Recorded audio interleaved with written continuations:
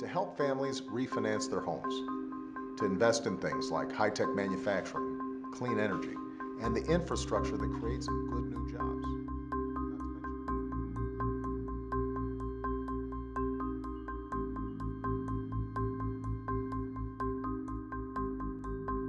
You see, I would never say these things, at least not in a public address, but someone else would.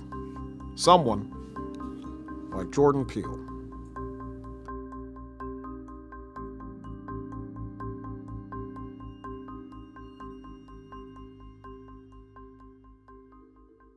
It's sort of learning to recreate that person's face by looking at the thousands of images over and over and over.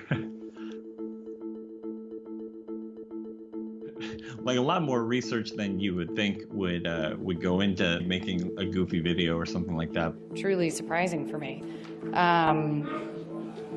Yeah, I was just really surprised. I didn't do any after touching on that video. I was just using the technology that was available from the machine learning side.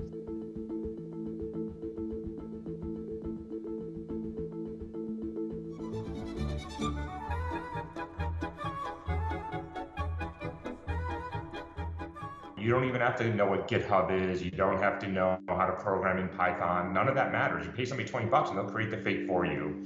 That's a bit of a game changer.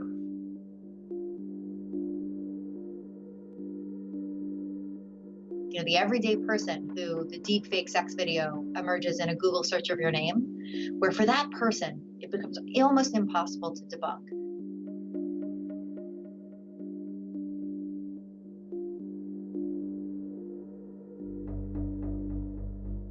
While I don't think that's likely, I also don't think it's out of the question. And that is enough to keep me up at night. The margins are very, very thin. The last national election here in the US was 80,000 votes in 3 states. You don't have to fool tens of millions of people. I don't think a deepfake will become a big political issue during the course of the campaign.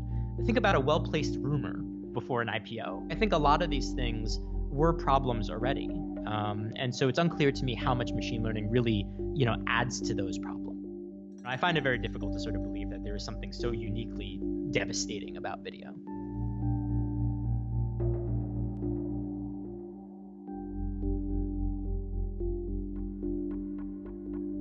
Right now, what we are focusing on is developing forensic techniques to protect world leaders from deepfakes. We are particularly worried about how the Donald Trumps, Theresa May, and Angela Merkel's of the world, how their likeness will be used to disrupt elections and incite potential violence in countries by creating fake content.